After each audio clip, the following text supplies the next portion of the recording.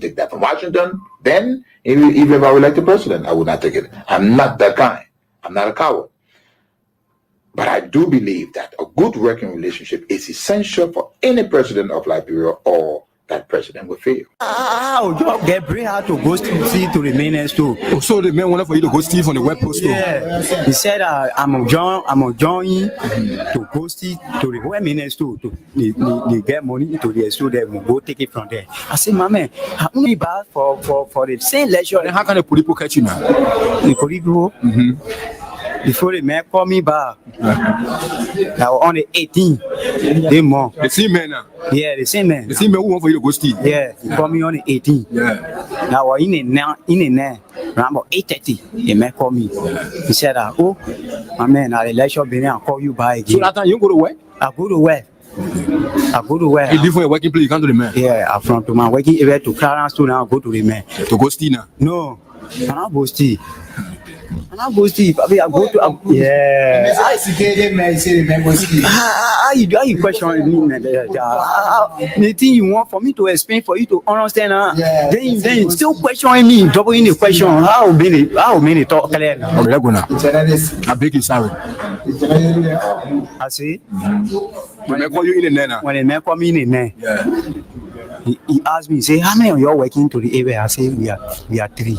You told the man, say, you're 3. Yeah. So he said, I want to give you tea to carry to the. The man said, you want to give you what tea? Tea. Have milk tea. Oh, milk tea? Yeah. For you to drink? With bread. The bread? 3 pieces of bread. With egg inside? With egg inside, my butter. So, when I carry it to the man, say, carry to the man. When you give it to the man, then you will come back to the car. So the food make you now, you carry that so you can go convince your friend. Yeah. When I give it to the man, the man say, thank you. I say, okay. The man say, oh, where you going now? I say, oh, I'm going right car. So one of my friends called me. And the same man you going to now? Yeah, the same man. The man say, want for you to go steal. No, yeah. So when I go to the man, he say, clean the car. Then there are 2 now. In a Jeep? In a Jeep. Then there are 2. A big Jeep? Yeah. Black DG, photo G. Yeah. So when I clean the car now, air condition all inside. No, Papa, you can't wait for me to spin now. I'll leave the water now. You can judge people. I'm just asking you a question, sorry. You can judge people like you can here. No, I'm a journalist. I'm begging sorry. The way you talk in the question, you say when I move from here, I'll free. You say when I move from here, I'll free. You say one talk again. I wanted to mean who talk clear to you, but you talk in the question. Hi, land looking, hi, looking. Then you want force and no more word there again. Why not be looking to the talk? I'm not going to talk again. And said they call me to the office. I go explain. I think you explain to me that you come to get fair. You say you carry the tea to the man. After you carry the tea to the man, and you come now. So what next now? And for me, I'll not fair. Nobody, you getting fair. You say asking you too much question. Hey, the explain things. Say make your egg and bread. You bring it. Okay, sorry. Now I say sorry now. Okay, sorry. If you, I will not ask you the question again. Okay, sorry. When I give you answer now, then do. Okay. Explain again. I will not ask you no more question again. Okay, let's go ahead now. Go to school. The English say I need the English. Okay, sorry. Don't say sorry now. Sorry. Say Ali, you take time. You take time. I'm taking time. Okay, sorry. Okay. Say I can take time to explain. Yeah, okay. I'm filled with a profound sense of gratitude and humility. It has been, and he does, is to convert the king.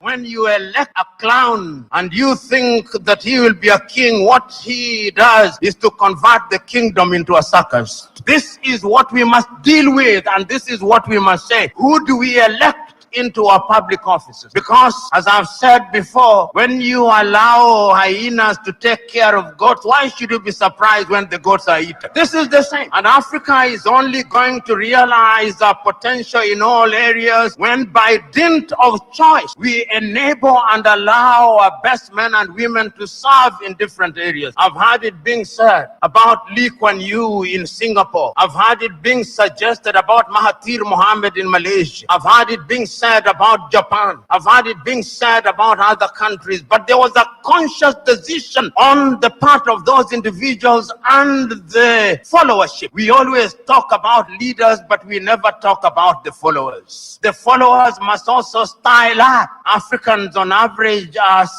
for some reason attracted to thieves. Africans are for some reason attracted to men and women who cannot serve her. And when they are not served, then they complain. When Africans are told, choose you now whom we shall release, Jesus of Nazareth or Barabbas, they say, release Barabbas. And when Barabbas behaves like Barabbas, they say, why are you not behaving like Christ? It cannot be done. In May of 2001, signed a second of two executive orders, number 13213, Defense Exhibit D310, in which it was stated, and I quote, the government of Liberia's complicity in the RUF's illicit trade in diamonds and its other forms of support for the RUF are direct challenges to the United States foreign policy objectives in the region, as well as the rule-based international order that is critical to the peace and prosperity of the United States. Therefore, I find these actions by the government of Liberia contribute to the unusual and extraordinary threat to the foreign policy of the United States described in Executive Order 13194, with respect to which the President declared a national emergency.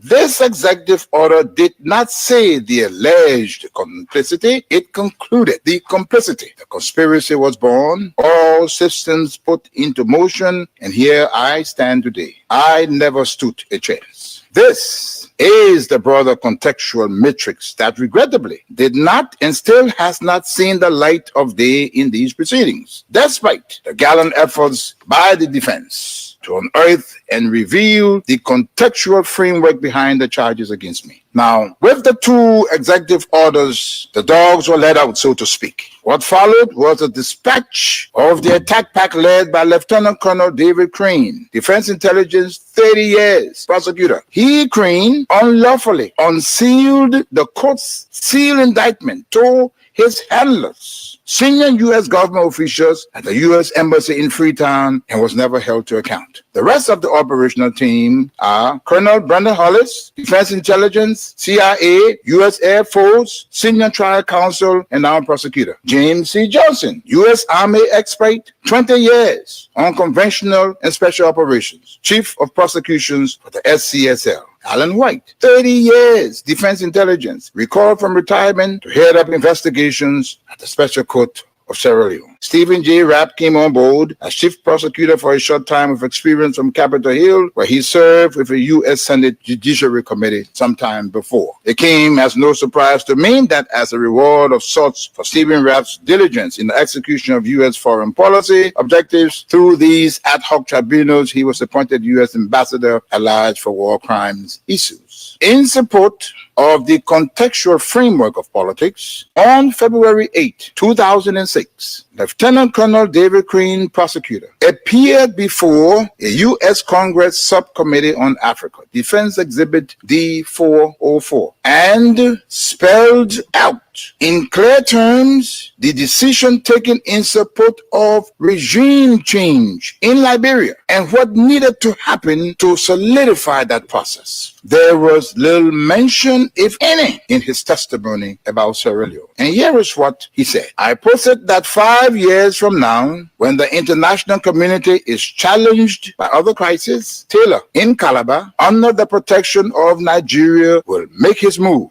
We will wake up one morning and watch on CNN as Taylor rides triumphantly down the main street in Monrovia to the executive mansion, daring all of us to come and get him. Unless he is handed over to the special court for Sierra Leone, this scenario is not out of the realm of possibilities. He then asked, how do we assure Liberia's future? And he answers that. Ultimately, he says, what we do about Taylor in the next several weeks will determine the fate of Liberia and the new administration of its president, Ellen Johnson Sirleaf. Crane then sets out several plans, two of which I'll state here. He said, first, hand Charles Taylor over to the special court for Sierra Leone for a fair trial, his kind of trial. This takes him out of the local and regional dynamics that is West Africa. Second, tie any financial and political support to good governance in Liberia. Time does not permit, but the exhibits are present. Not even the Nigerian nation was spared from threats and intimidation, as explained by Fani Kayode, press secretary to President Obasanjo, the Nigerian head of state, who was with him in Washington when President George W. Bush promised, and I quote, to bring Nigeria to its knees if Taylor was not turned over to the special court. And what happened? Obasanjo buckled and capitulated. Now, this demonstrates the significant pressure that was brought to bear on President Obasanjo, irrespective of his personal and leadership obligations to the West African sub-region. And therein lies the dilemma for current African heads of state and government, but how to enter into binding commitments and obligations with the African pairs and remain steadfast, resolute, and unyielding in their fidelity to those agreements in the face of such unrelenting and punishing pressure from powerful Western leaders. My people, where you at? Where you at? Wake up from your slumber, stop sleeping. Wave your hands, wave your hands, wave your hands, wave your. Come on, come on, come on. I know you're sleeping now. You gotta wake up small, yeah? Okay, let's go. The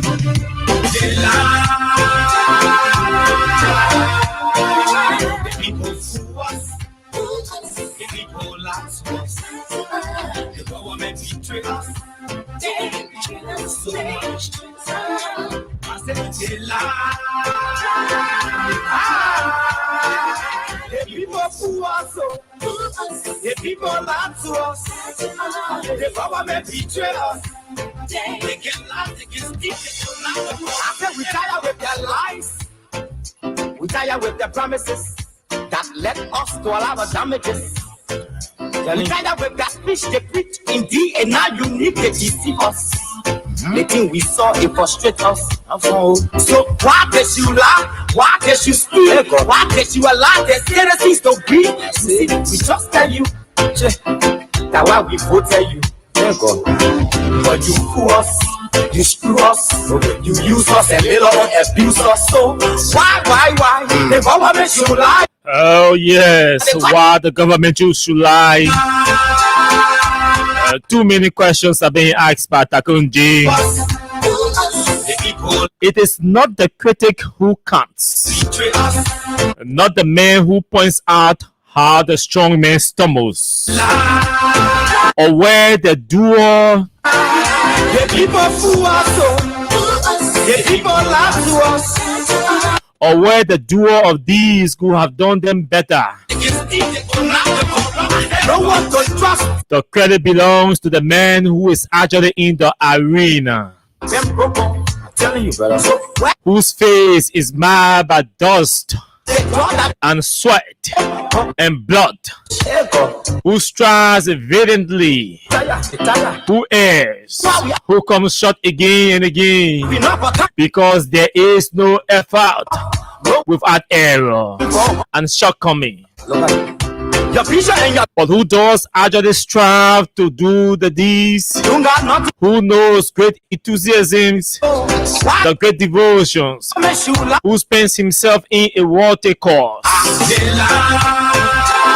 who at the best knows in the end of the triumph of high achievement, and who are the worst. If he fails, at least fails who are daring greatly, so that his place shall never be with those cold and timid souls who neither know victory nor defeat. Theodore Roosevelt. What a long one. Very motivating, extremely exciting. Daring the odds, standing firm, deep in determination and courage, and moral rectitude, with valiance and strength to continue the journey, to continue a battle. A battle that fights, that speaks for the ordinary people. Why? But the question that we A battle that pushes some into the space of calling you names only because they hate what you say. But it is also a battle that moves many others into our cycles, into our cycles with motivation, with encouragement, with support. They say, stand on us. We are your pillars. We are your foundation. You can depend on us in this journey. We do not hate Joe Braga or anybody. No, we hate the system and the people who preside over the system and the manner and form in which they preside over the system. That's what we hate. Let me say a very, very pleasant a good evening to all of you across the country. Good morning, good afternoon, good evening to those of you in the diaspora, our friends, our fans, our followers, our critics, and even those of you who do not like the things we say and the way we say them. It's good to have all of you joining us tonight. Oh yes, there are small calls I received yesterday and today. The lawmakers, my man, what we did to you? So your chair you now go to on Sunday. We the one you can end your anger on Monday.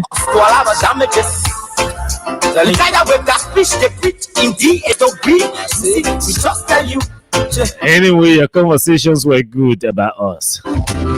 We try to see whether we can start with audit. You use us a little and what because they were us, the things are looking so complicated. We even know where to start from. I see you start from where you can start from. But you have to let that Capitol building. You have to put running water in that building. You have to put CC camera in that building. You have to restore the lights in a year.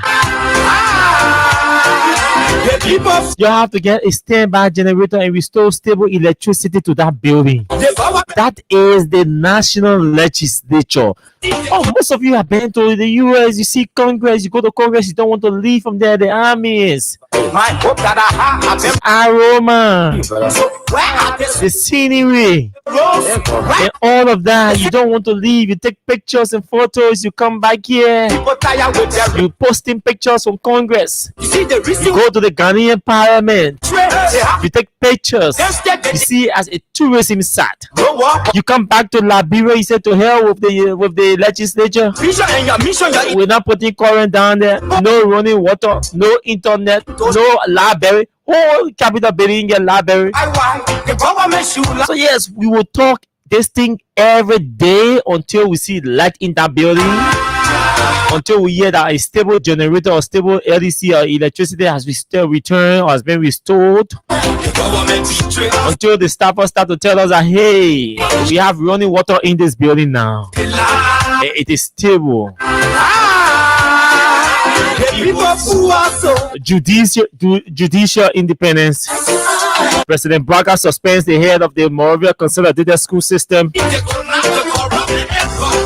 Government shuts down 31 higher institutions of higher learning. They say they do not meet standards. The U.S. Embassy is warning all of you who can be blogging your social media platforms. Retire with the promises that led us to all our damages. Today was another waste of time again at the city court, at the Morovia city court. Another waste of time. Government lawyers. These lawyers gonna be, I was so angry today. Yeah. Oh Jesus. Anyway, lawyer friend said to me, my man, you know lawyers you will get vexed. Why? But you guys, that's how they behave here. They unnecessarily delay critical cases here when they do not have evidence just to waste time. I said, wow.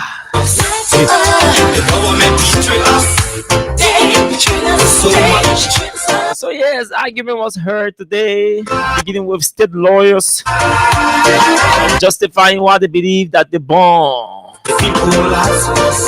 should be disqualified. So we shall follow the process. So now we're talking about the judiciary, judicial independence. We told you. Why? Yes, we are resting on politics more, even though we will touch politics because we can talk judicial independence and we do not talk politics. The people lie to us. The government betray us. They betray us so much. This show is proudly sponsored by Crime Stopper Liberia and it's in partnership with Yanshin Beer. And some of you have been asking me, Austin the Cash giveaway, what happened to AOC? Yo, wait. We have a good news for all of you. Yo, wait. The money you're coming win on the radio station. Beginning next week. You just wait. And I mean telling you, you call nation and say, Austin, we believe you. The people tired with their rhetoric. The people tired. They tired. You see the reason why we ask what the Let's take a break from our sponsor, Crime Stopper Liberia. When we come back, we will welcome all of you who've joined us tonight or who are joining us tonight on the show. Your mission, your intention. And then we move into our discussion. Tonight, I want to leave from here exactly 10 o'clock. Why? The government should lie. Why? But so let's take a break from our sponsor, Crime Stopper Liberia, and our partner, Yanshin Beer. When we come back, the people lie to us. The government betray us. The government betray us.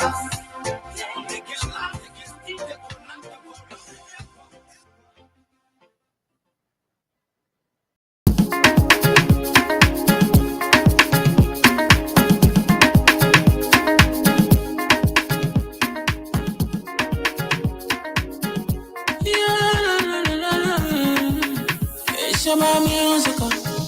There are crimes in many places, in every community, you can see. So if you see crime, you report it. Don't take law in your hand for the right authority, but it can't take care of it. Crime Stopper here for us, bringing safety to your door.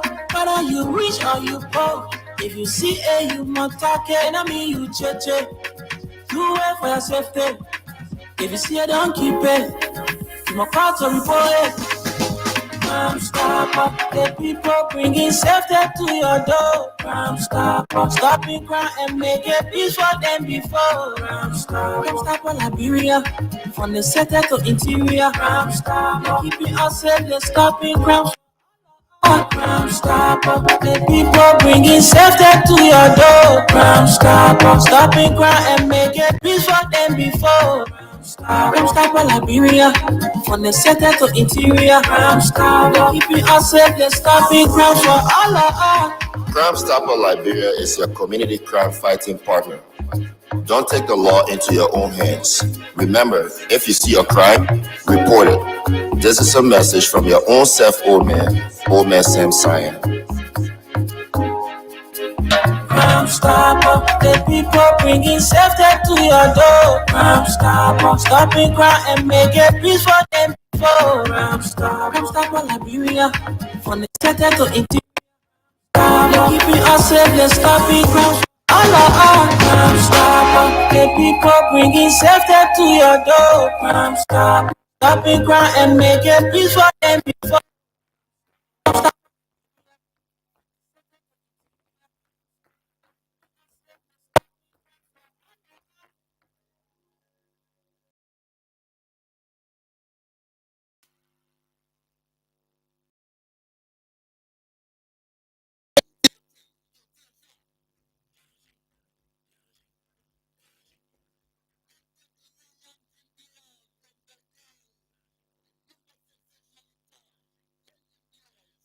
smooth and light. You can drink it, wake up in that morning, feeling very energized. And you wicked boy, the woman will be very happy.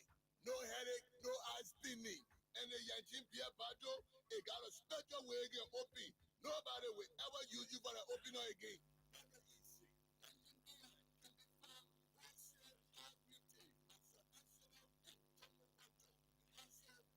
Market of bars and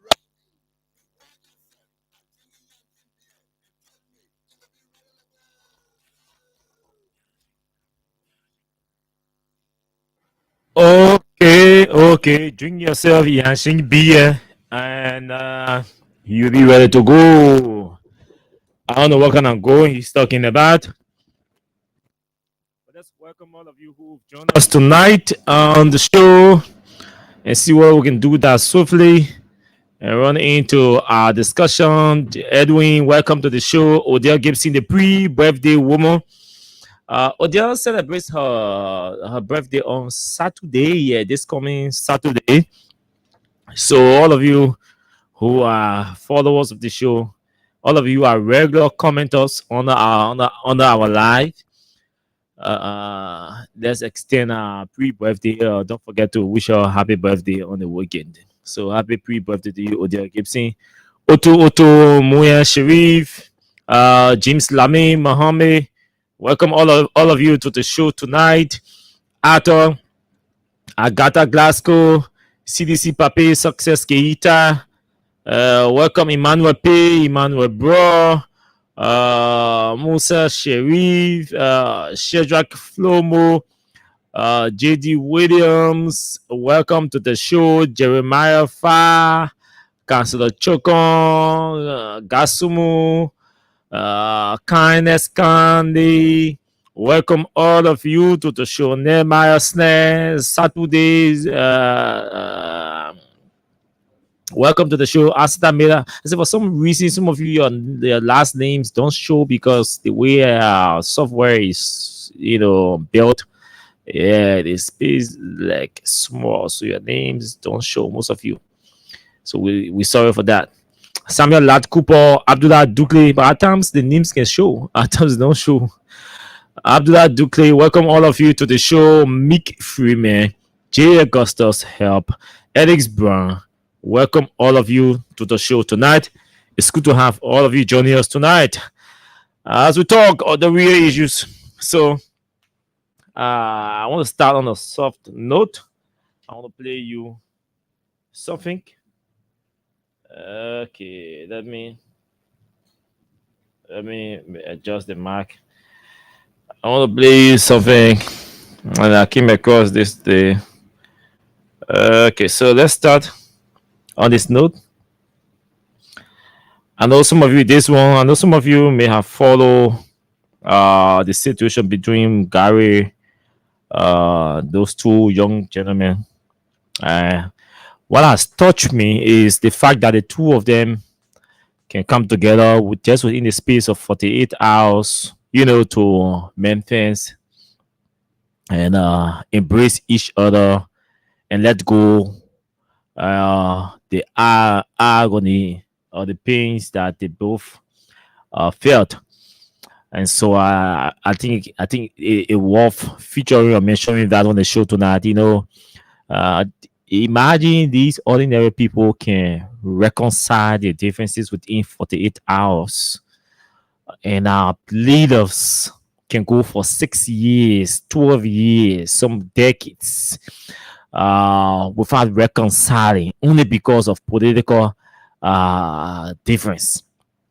Because you either you contested against me, or you didn't give me the job, or you gave me the job and you dismissed me, or I told you to step aside, you didn't step aside. These are things that our leaders go decades for without speaking to each other, and it extends to the family, the children, in some cases. But these two young gentlemen were able to muster that courage, that bravery. This is a true definition of man. When they say you are a man, and the other one made you man. Your mind, the strength of a man is in his mind. I always say that on the show, right? So when they say you're a man, a male, just talking about that's your mind, your ability to make decision, your ability to make decision, and the quality of the decisions you make, the bold decision, the bold steps you take towards making a particular decision. Those are the qualities or the standards that people look at. Reasonable people look at and say, yeah, I may, you may. So I want to appreciate these two young people tonight on the show. I'm a follower and a fan of Gary, but and I really got angry when I heard the news on Saturday and Sunday. I was really disturbed, and I kept hasting my teeth at the house. Yeah, but it's good I see the two of them. But let's get an upset between the two of them from their reconciliation today. It's not as if get on her. So man, so that's how it works, Let me see.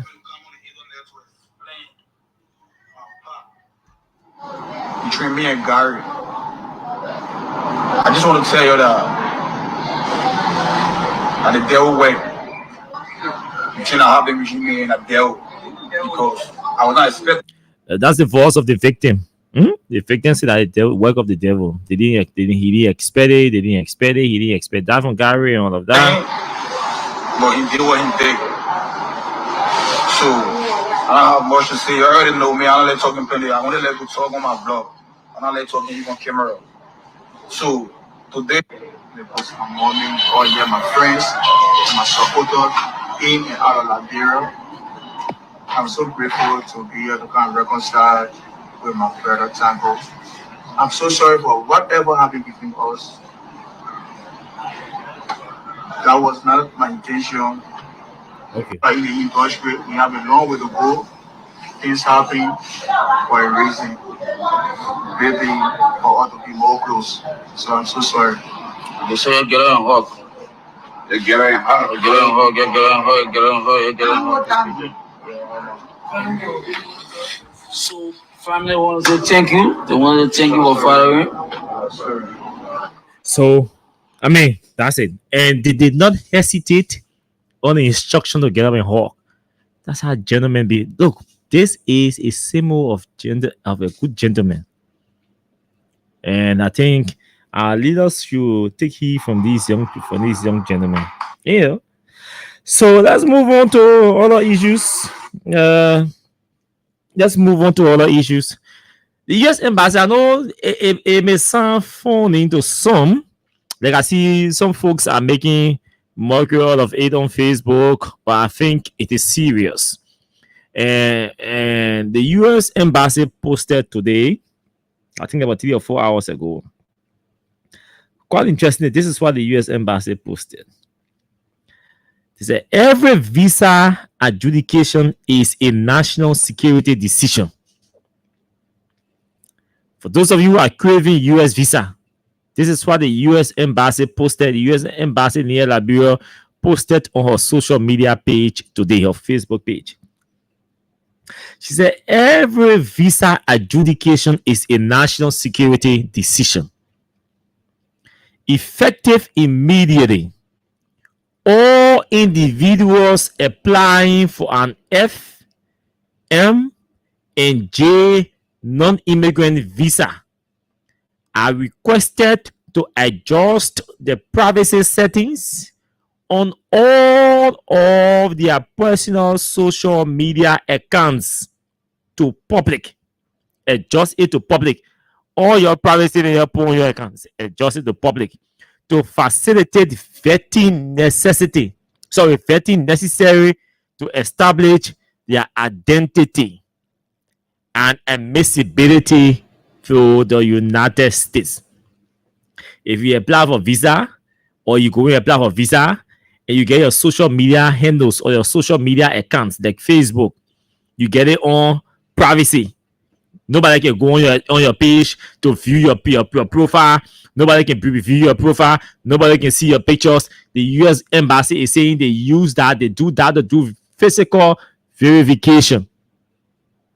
Not physical. These are they do verification to know they won't see your face to match your face with other information or documents that you presented to them. So they go on all these handles to do verification. So if your page is locked and you apply for a US visa, just know say the people ain't even going to get that say hard time. As soon as they go on your social media page, they see a lock. They take your file and put it on side. Say you won't be on social media that is intended for publicity and information sharing and making friends or establishing relationships. And you go there and take your profile and lock it. Look, I don't even know what sense does that make. Somebody, the famous people in the world who are on Facebook, their profiles are not locked because they know they have fans and followers. They're famous, they're rich, and they are famous and popular. Some are famous and popular. They have their social media handles unlocked, not on privacy setting, because they need people to follow them. They need people to view what they're posting. Are you posting? Then you lock up your profile. Then why are you posting? Because people post because they want people to see what they post. But you lock your profile, you put picture, you lock it. Nobody can go through your profile. And, you know, I don't know the rationale behind that other one. And you see some people say they I got a number of them who send me friend request. When I going through some of the requests at times, you see their profile lock. Then I'm like, you are still sending somebody friend request. You're still asking somebody to be friends with you, and you are locking your profile. You want to be friends with somebody, then you get a profile lock. Then why are you sending friends request when your profile is locked? I mean, so the Americans been telling you, you're applying for FM and J visa. Now, you have to go and log your profile. So, the visas are in different categories. The F1 visa is for academic students. The M1 visa is for those who go in for vocational study, vocational students, and all of that. And the J1 visa is for those who going on like exchange visitors. So you won't go the visiting visa. Those who go on short term thing for studies and study, and those who go on for permanent studies. So those are the different categories. They say when you fall, you know that you fall within that category. You go on a program, for example. There are we go on one program and they feed it for training. You go on all those kinds of programs and you apply for visa and you have your profile locked. The people say, we not giving ourselves hard time. We just take your application document, your package, and you put it on side. When you open your profile, we will call you. When you open your profile, we will call you. When you take our time, we will call you. When your visa schedule expire, we're not going to waste our time because it's based on the verification we do. I will aid us in scheduling you for interview. So if we can do verification, you on your own. So that is there. Okay, so on today, the president suspended. Let me pull that out. Let me pull that. This is it. It's too small. So let me put this one. Let me switch the phone to be able to get a clearer view. Rotate. Okay. So just this evening, the president, for immediate release, President Bouaka suspends MCC superintendent pending investigation into alleged financial misconduct.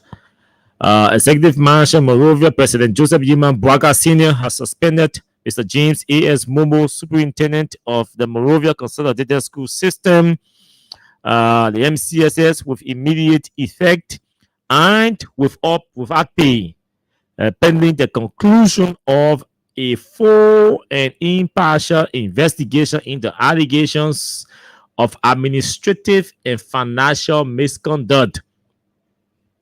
The suspension follows serious reports received by the Office of the President, including the unauthorized pay or procurement of 6,500 decks and chairs valued at US $357,500. The alleged kickback schemes involving MCSS personnel, as highlighted in a report by the Financial Intelligence Agency of Liberia. A USD $451,150.60 contract signed on July 11, 2024 for laboratory supplies and services reportedly executed outside of established procurement procedures. That's what we've been talking about now. That's the procurement contract we've been talking about here, with all the documents and everything. But the thing about the Babe is you can wait for a time to take action. These allegations indicate a disturbing pattern of mismanagement and potential corruption under Superintendent Momo's leadership, in line with the government's commitment to good governance, transparency, and the rule of law. Under the arrest, they used to put a whole rule of law in the release, because the government didn't respect rule of law. Arrest agenda: the president has directed the Liberia Anti-Corruption Commission, the LDCC, and relevant government entities to conduct a thorough investigation into the matter. Superintendent Momo is further instructed to fully cooperate with the LDCC and to immediately hand over all MCSS properties. See, could I don't kind of release here, man? Turn over all MCSS properties and official documents in his possession to the chairperson of the MCSS board, Mr. John Kweku Siafa. So, wait a minute, what the other one? The thing,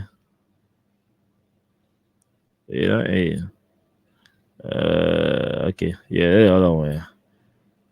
The last paragraph. Yeah, man. This time I'm on radio calling me. You know I'm on radio calling me. I'll be answering your call.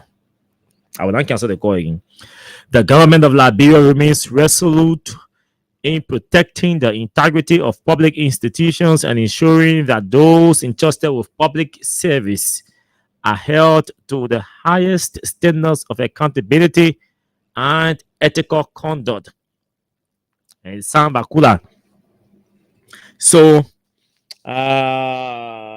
okay, so let me just read all of these, then we just put all two together and talk about them. Also, the government on today through the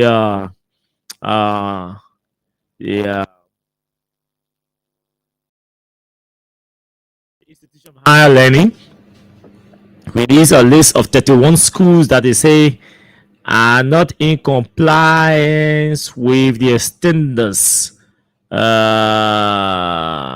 Okay, so here are the schools. These schools, their licenses or permits remain suspended and shut down. No operations according to the they said the illegal institutions closed with immediate effect.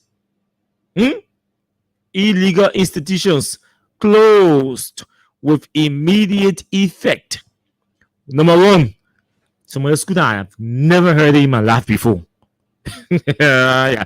Number one, Metu Institute of Health and Laboratory Science. And they provide medical services too. Medical services too. Metu, so guys on state with us institutions operating in Liberia, investigating and make sure whether state is connected to the other illegal medical schools. Metu Institute of Health and Laboratory Sciences. They are in 72nd, this is 72nd Pinsville, and they are offering nurse assistant and above class liberal school system, pipeline road, supermarket. They are offering certificate and associate degree Can you imagine? Liberia Institute of Medical Arts. Oh, the other school tonight comply. Liberia Institute of Medical Arts. Jacobstown. They are offering nurse assistant and above. Faith College of Professional Studies. Jacobstown, Painesville. They are offering associate degree and above. Great Commission Christian University. Puebla Road dominating. Great Commission Christian Schools, Christian University. Puebla Road, Painesville. They are offering bachelor's degree. Hey, Jesus Christ. Morovia Open Bible College, O Road, Sinker. They are offering bachelor's degree. Liberia Standard Teacher Training College, St. Paul Bridge Community. They are offering C certificate and above. Liberty Theological Seminary, 15 and 16th Streets. They are offering bachelor's degree. The Royal Institute for Secretarial Science. Well, is ever say Royal? That ain't compliant. Royal is not compliant. Yeah. The Royal Institute of Secretarial Science, Ashmore and Newport Street intersection. The import anything they were offering. Sabina and all. Oh, I know people who graduate from this school. So Sabina School of Travel and Tourism. Garden and Front Streets certificate and diploma. I'm far from ambition. African Scholars Resource Institute University, Loma Ya Chicken Soup Factory, bachelor's degree, Garnet Academy. There you go. So people students just graduated from Garnet Academy. Yeah. Garnet Academy, SD Cooper Road, Painesville, certificate, diploma they're offering.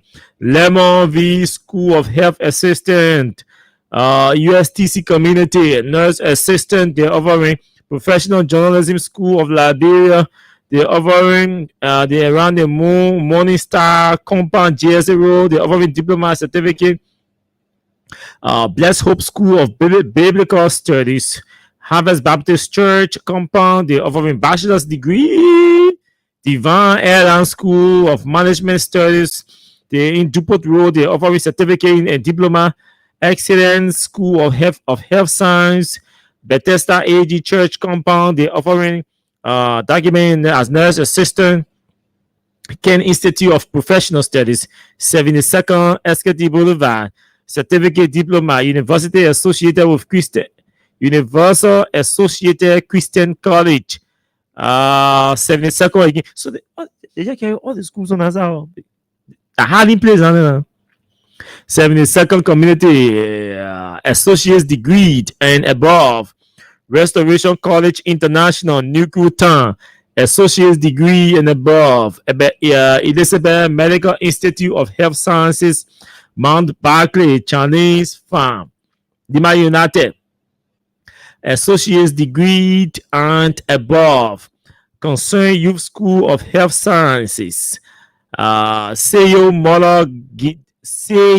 Molo Jide Campus, Associate Degree and above. Medina Institute of Health Sciences. Most of them are health sciences, medical thing. Living Water Building, O Road, diploma.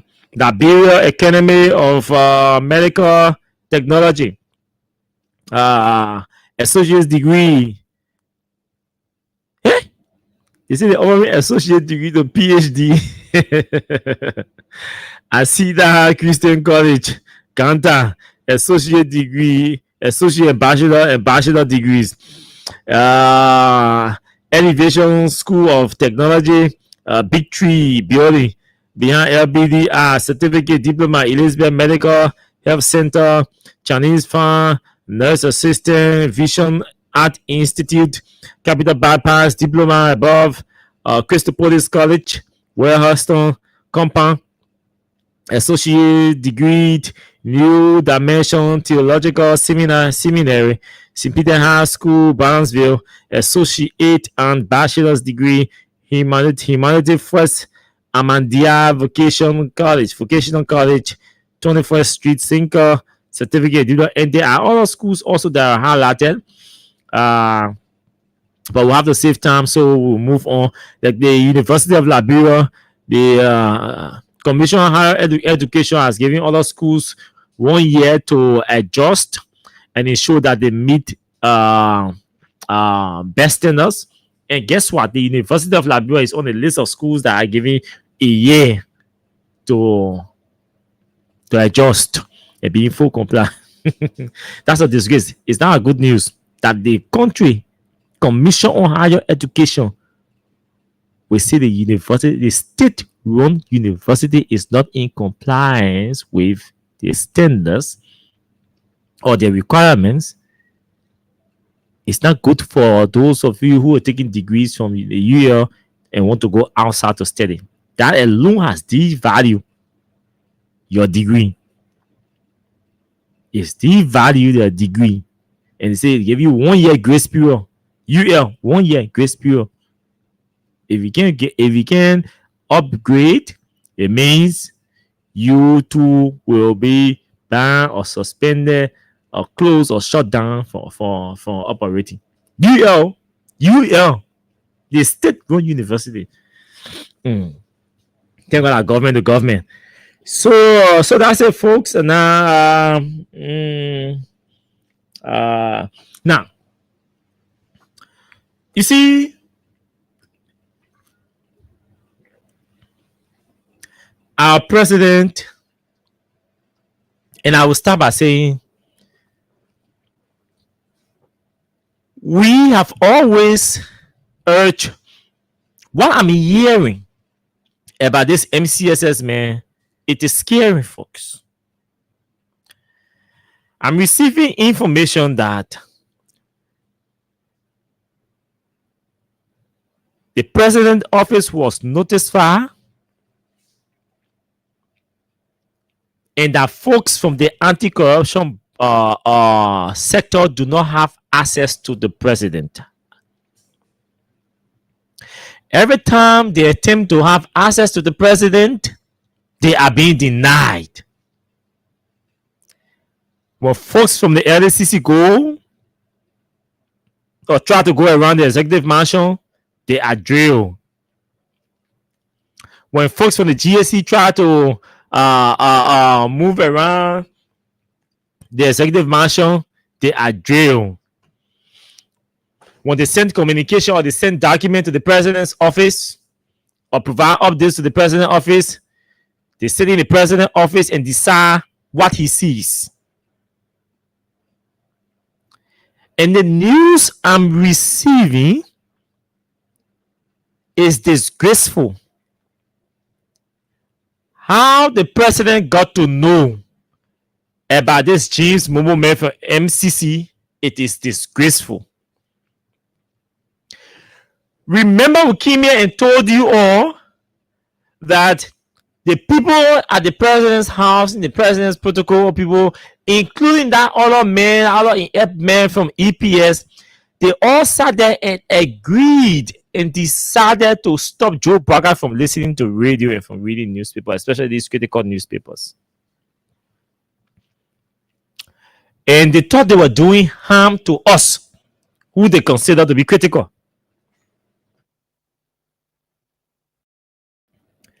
They didn't know that they were harming Joe Biden. Because there are certain things you can't hide. They think about corruption, you can't hide corruption. When your officials are corrupt or your officials are stealing, you can hide it. Because the people will know it, the people will talk about it, and the way our government is structured, GSE wants the public to know that she is working. The LNCC wants the public to know that she is working. The Financial Intelligence Agency wants the public to know that it is working. And when they do some of these critical investigation and audit, and they want to get it to the political authority for political action, for action to be taken against those perpetrators, then you have folks in the president's office allegedly, reportedly blocking those documents from reaching the president. And that Joe Barra, through a conversation, we are told, was able to have heard that there is massive corruption at the MCSS and requested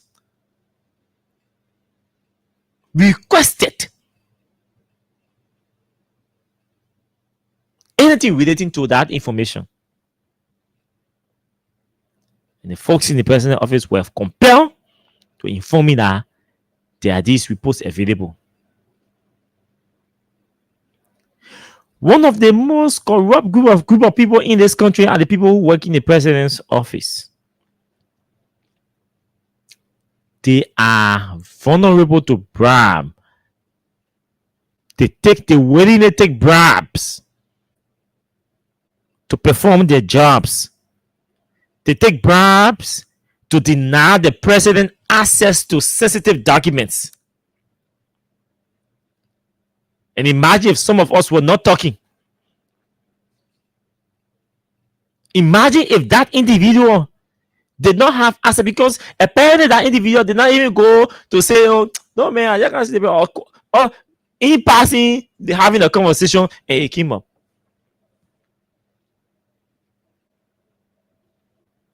They build these brackets, these cages around the leaders to deny and deprive them access to sensitive information. Mr. Baraka has 42 plus years experience in running government. He should be aware of these things. To sit down at age 80, for an 80-year-old man with 42 years experience to sit down and allow people around him who can be a children to tell him, say, Mr. President, the country too talk, say, don't listen to radio. And he can analyze or evaluate the proposal and say, no, if I don't listen to radio, how do I know what's happening in the country? How do I know how the people are thinking about my government? I need to listen at times to the critical voices of the so-called the opposition media in media institutions, because I don't think there's any opposition media institution in this country. I think there are critical media institutions in the country, but they call them opposition. President Sharif always used to say, doing an interaction with journalists and some interviews, she always used to say, at times, she said, at times I listen to the critical people who were critical of my government. There were times when, and she one time she mentioned, I think Henry Costa at the time. She said, oh yes, I listened to them at the time. I listened to them at times. I intentionally tell my people to put the radio on. Find one critical person who against my government. Let me listen.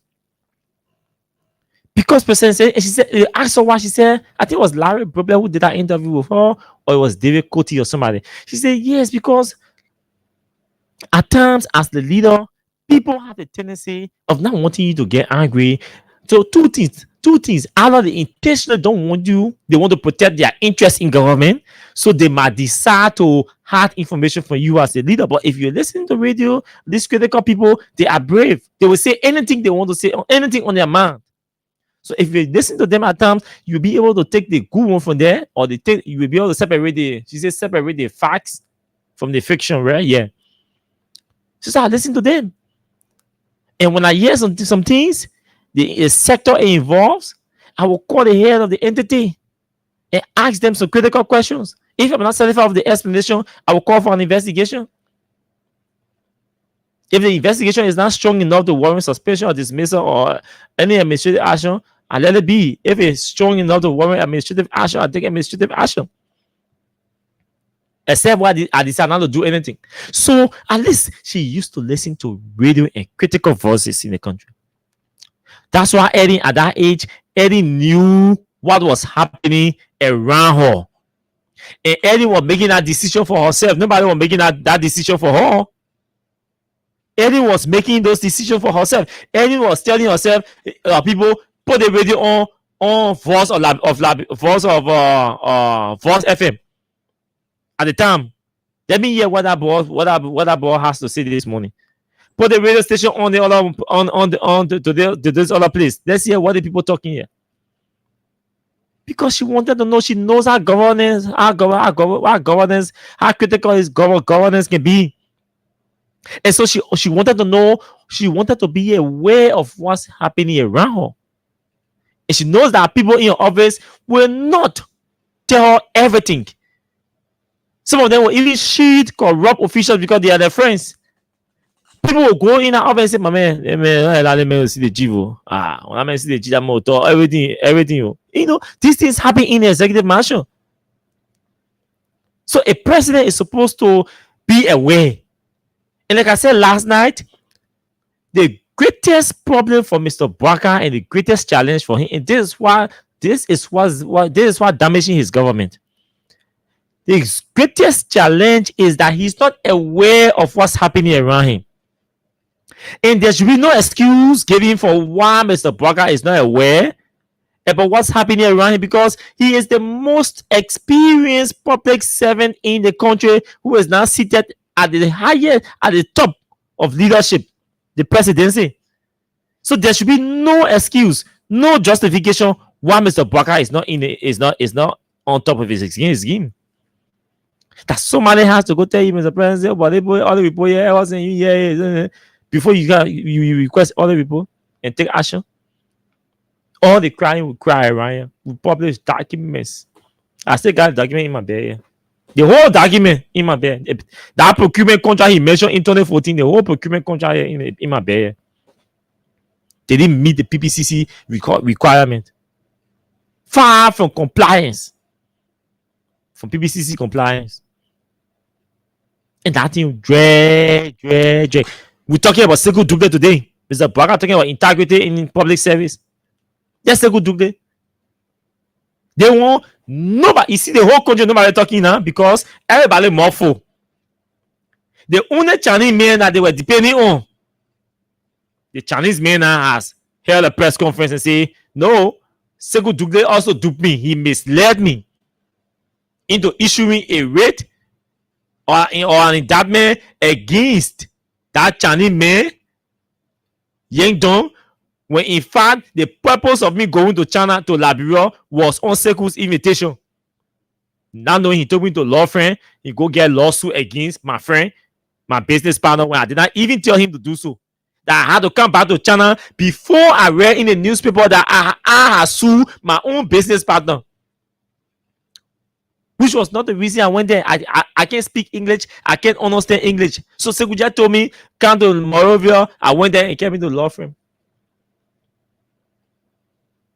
He duped the Chinese man. Councilor Johnny Momo, law firm, wrote the RG. It's on the record. How come the president has not acted? A reckless criminal is in the government. You see, Gregory Kumanen wasting all their energy and their time behind politicians, political fight, trying to bribe people, pay money for evidence to incriminate decent people. When a criminal is seated at the National Port Authority on the record, his complaint from a law firm, a reputable lawyer, a reputable law firm, his complaint, Sekou Doumbé, the complaint is in Gregory Kumanen's office, cataloging everything that Sekou Doumbé perpetrated against that Chinese, a foreign investor. How come the president is not aware today and action has not been taken? How come? Because they are all Bwaka listening to radio. He not reading newspaper. He doesn't even know. So he does not care about what's happening, about what happens around him. Because if he truly cares, he will start listening to radio stations, to the news, to the talk shows, reading the newspapers. You have to be aware of your environment as a leader, as a good leader. Every good leader has to be aware of his or her environment. You must know what's happening around you. If you do not know what's happening around you, how do you make decisions? You will not be able to make decisions. That's why the country is extremely corrupt and anybody can do anything and go scot-free. Sekou Doumbé sitting at the port there. Sekou sitting at the port. At least they may own LCC port, everything. They may say, they Chinese man, that he don't want to sue the other man. I get nothing to do with it. The Chinese man said, no, that Sekou can't channel to me and tell me how the man mismanaging my money and the man duping me and all of that. I should go. If I think he lying, I should go to Liberia. And I came Liberia now to go see my investment. The man Sekou told me straight to law firm. I say now he just passing all around. Boom, he came out with document. He showed me the document. Oh. After we got done with the law firm, he now showed me document. I say I want to go see my investment. The Chinese man said, "Well, I want to win a water plan." I saw it. What I pay for, I saw it there. The equipment I supposed to buy, that I bought. I went and saw all the equipment. And that's how I came back China. Just to reach in China, I'm reading that I have sued my brother. That's not true. That Sekou did not sue, you know me. I'm not sue the man. Imagine say a lawsuit between Jim Weir and Peter Brown. Peter Brown don't even know that he sued somebody. Yeah? Just imagine that somebody will sue somebody and the person said, "No, I'm not aware. I did not sue that man." Sekou Dougle is still sitting at the port. Mr. Bwaka said he will not suspend Sekou Dougle. Sekou Dougle should be suspended by now. Ongoing investigation, just as the James Momo man. Look, those of you listening to us now, you tell the president, oh, beginning next week, everything I will talk on the radio about corruption and if fight against waste on the radio, everything I will talk, I will post it on Facebook for the record. Besides that, I will send text to all these key ministers and Joseph Bwaka Jion and Tama Bwaka, because tomorrow they will start blaming. Safety blame. Oh, but we didn't know. You were not telling all and everything. So since they are not listening to the radio, I have their numbers. I will start texting them this information, so they will have no excuse tomorrow. And when I'm sending information to them, I will post it on Facebook. The text, any information about corruption, I sent to Katumu Bwaka, Joseph Bwaka Jion, Joseph Bwaka, Tama Bwaka, even the Joseph Bwaka senior man. I'm told you change no more. I will get a number tomorrow, a new number. We send the information to them for the record, because our partners are listening. They must be in the know that, hey, we are not here to fight Joe Bwaka. We are here to help him, and he has to make himself available for us to help him. If we must fight corruption, Mr. Bwaka has to come out of his chair. He's in a cage. You can't be in a cage and you're fighting. How do you throw your blow, your punches, and your kicks? It means somebody has to go in the cage and tell you, "Oh, there's a fire outside there. We come outside and go extinguish the fire," because you're in a cage. And so that's what we're going to do. Everything that has to do with transparency or accountability in the country, and when we talk about it, we post them, we text them, we send them to their WhatsApp numbers. The first family. We will not give them any reason to give excuses tomorrow when they leave power. Because Joe Bwaka Jion will be on the other side. He get access to the power and go to the power burial at any time at the power. And he's a young man. He's aware of what's happening. So we will not give them reasons to give excuses tomorrow when they shall have left power and say, "Oh, we're not in the know. We're not in the know." Tomorrow people say, "No, you're in the know." Austin KAWAH used to toilet in here. They used to talk it. They used to put it on Facebook. They tell you. Then they used to send your text messages to your direct numbers. Stay here. Did not tell your partner that these things were happening in government. So that's what we're going to start doing now. That's what we're going to start doing. Sending these people direct messages. You say we're not criticize your rare. Okay, no problem. We'll criticize your refusal to fight corruption. And I say we should forget about y'all. Oh, you did the paper and everything. Okay, we hear you for now. We did the paper now. But we're not leaving the paper when it comes to his refusal to fight corruption. So we're not criticizing the paper. What we'll do, we'll criticize the paper's refusal to fight corruption. His refusal to take actions against people who are corrupt. They say, "Go do them." And that's okay, right? Then we're good. Good. That's okay, we're good. When Mr. Bwaka refused to take action against Sekou, we will criticize his refusal. We will not criticize him. We will criticize his refusal to take action against Sekou Dougle. This is not a UP thing. You can't intellectualize corruption. No, it is wrong. Look, the country is extremely corrupt. People in the country, in the government, are complaining every day. Good thing about it is we have very good friends and strong ones, influential ones in the government. They can go places, they can talk. That's why you see, I stay in my lane. I don't go in their circle. Because tomorrow, the first thing they will start accusing, oh, let me friend. Oh, let me friend. Oh, let me friend. So I stay in my circle. I don't go in their circle. UP men ask all of them. UP men somewhere. They call me there and tell my man, you're operating. Yeah, what the street war for it? Your show, eh? Your show. Yeah. Your show. I can tell you, I said, man, bro, your show. Because the moment they start seeing you in the circle, that other person, other man, other get job is at risk. Because some of us, we have connections all around in the government, in the country. So we do not struggle for information. But then they are aware that we do not struggle for information. They are not blaming anybody in UP right now. The moment they start seeing you around your UP friends, they start blaming that UP man and say, or that UP woman and say that they don't want to give you information. So to save their job and be on the safe side and everything, I stay on my lane. I said I'm on play. I get all my information I want. I tell the one that I want to talk. I keep the one that I want to keep inside me. The one I want to post, I post it. So I think I say, my man, you stay in your lane, you stay in your circle, robbery. But right now, you're in your show.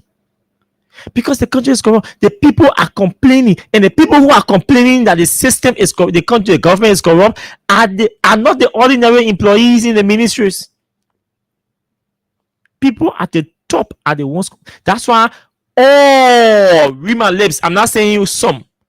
I'm saying all of the government entities you go to right now, there are fights. Let me repeat.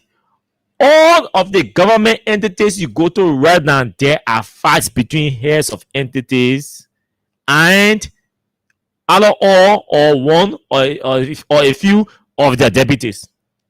They are divided. Yeah. So we can run a government where, and the only reason you go there, the reason why they're divided or they have an issue, now nothing beneath that because of you are you. But you now want the other person to eat. That's why they have an issue. Most of the places you go, foreign affairs is worst. It was good that the president appointed election here down there to go ahead to stabilize that place more and keep cleaning. I hope he will do a good job. To go ahead and clean that place and stabilize that place more. But that place was really, really, that place was messed up. It was messed up. I can say that to you. That place was messed up. But so you have these things happening in the government, and the president is unaware, or he is aware, but forgetting that these updates are being given him, or some of them are being given him. So he does not take action. So you said, you won't say that. Let's go to be stealing. That he been some more will not say that. Will not sit. See the problem you saw. January, March, April, March, somewhere around there. 2024, they make it started. I remember his deputy here. His deputy had issue, or he had issue with his deputy. And he paid people to call press conference to call for the dismissal of Imai Robinson. Yes. After they went to senior staff meeting, and we are told that Imai Robinson question or proffer an advice to him that, hey, we can be procuring these things that are past the PBCC threshold and not seeking the PBCC's intervention or approval. Mimba Mahena is achieved. But I advance, we go through the proper process. Bidding process, let's go through the proper bidding process. Two of them started having issue. Today, Joe Boga finished taking. He said he suspended me for time indefinite after somebody told him. So he didn't even know, because the person that gave me this information, the person, look, I trust that person. He tell me the name 3 person on planet F that I trust. That person will be amongst the 3 persons, and the person is highly placed too. So you see how the president making decision. This country has to develop, and this country will not develop under Mr. Bwaka, because Mr. Bwaka is not showing examples or semblance that's or indicators that he's prepared, or he's prepared, well prepared. Because for the 2 years experience, you're supposed to be prepared.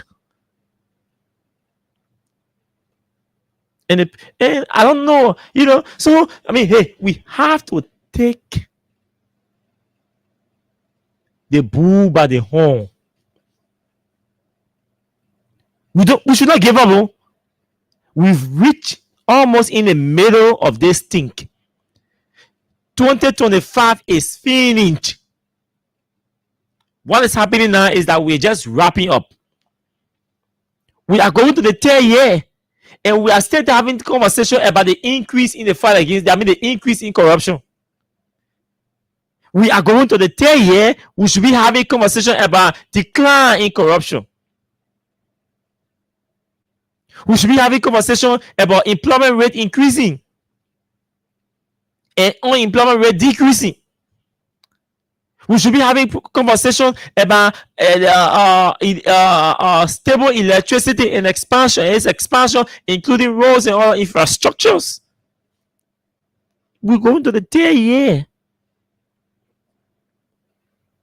The 3rd year that is supposed to qualify to say, yeah, you score 50%. Because 100, 6 years, 3 years, 50. So by the 3rd year, you're supposed to already finish scoring 50.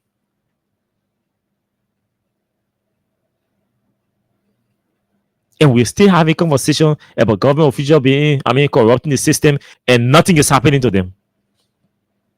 Nothing is happening. Let's see how the investigation goes, and we're going to follow the investigation. We'll go follow. We're going to follow. I am in 100% support of the decision taken by the Commission on Higher Education. On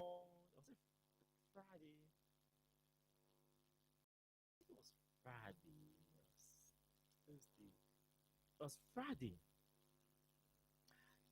my friend was sitting. Whether he used to have Red Lion, I don't know whether it's still Red Lion, but he was sitting there. I know he used to be Red Lion. He used to be club before Red Lion. I used to go there. So he was sitting there, and he called me. So I went to him, and we're having a conversation similar to this. Our education system, and exactly Gonet, for example, came in the picture. And one of our friends there, he criticized the facility because they reached out to him to go and teach. He said, "My man, I can't go down there. They may need to relocate from that building." But just Friday, we're having that conversation. It's not, my man, the school can be famous the day, and people talking about it and everything, and you in that kind of building, it does not represent. Just Friday, we're having a conversation. So I was not even surprised when I saw Gonet's name on that list. Imagine somebody who the school reached out to teach, and the person is saying the school needs to move from that building. The building does not represent the school. Look, our education system has to be overhauled. And if this is the starting point, then kudos to the Commission on Higher Education.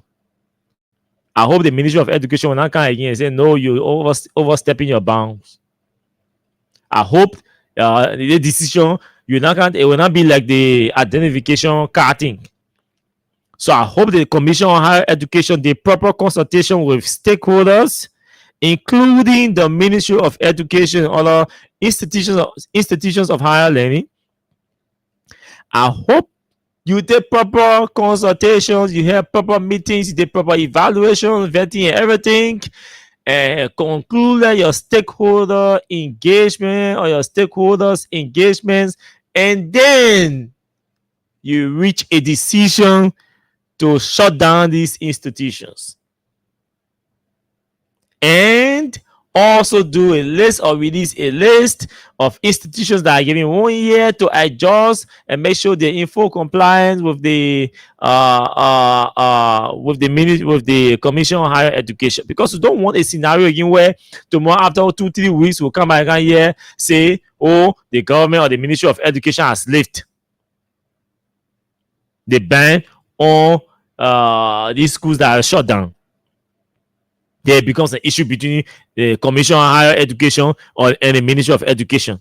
So I hope proper stakeholder consultations were done, because this is not an easy decision that the Commission on Higher Education has taken. Even though it's full support of this decision, some of these schools do not worth it. Even the location of the schools, I don't know what the criteria are at the Ministry of Education and the Commission on Higher Education, but some of these schools, the environments that they are operating should not be. They shouldn't be there. You go to some of these schools, they're in tight building, very tight building. Yes. So I mean, if consultations were done, they're good. For me, I'm in full support of this. These schools have to miss them. At least they mind you, most of them are in a medical are running medical training to these students. Imagine if they do not even have the capacity. I'm told some of the school say they're providing medical training to students. They do not even have laboratories. Can you imagine? If they're offering associate degrees. Nobody certificated them. Nobody accredited them. They just go away and rented a building, open their school, boom, they start operating. All by themselves. But at least the government is taking some actions. Hope they will, like I said, hope this is not another showmanship. Hope the Commission on Higher Education is prepared to fight this. Is prepared to seek, is to ensure that this they 1 year that it holds. So the president, there's a video I'm trying to get, but I can't get the video. Yeah, I'm trying to get Buju Benki that video where he was. The video was in my phone. I don't know how come the video left my phone. I don't know. Where can I find that? Search. Oh, right. I can see the video. I remember seeing the video in here. Oh, so I don't know. That's the video I really wanted to use. I don't know what Audible is listening. If you can help me to send me that Buju Benki that video where he was announcing how he intervened or interfered in the case involving Judy Annie and Prophet Key and all of that. Yeah, how he took phone and call the city solicitor. I really want that video. I used to play regularly. But let's listen to Councilor Kofa today at the court. This is what he has to say. Tell us, sir. I want to switch with you. But just talk a little bit. I'm sorry, I'm already good. How was it? How was it like? Where are you heading now? Back to prison or where? What do you mean? Garbage out. What do you mean by garbage out?